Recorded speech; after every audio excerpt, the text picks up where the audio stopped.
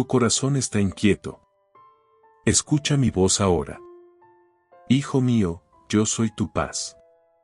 Yo calmo la tormenta y ordeno al viento que se detenga. Aunque todo a tu alrededor tiemble, mi mano te sostiene. Descansa, porque mi paz guardará tu corazón y tu mente. Nada te separará de mi amor. Declara en los comentarios: recibo tu paz, Señor.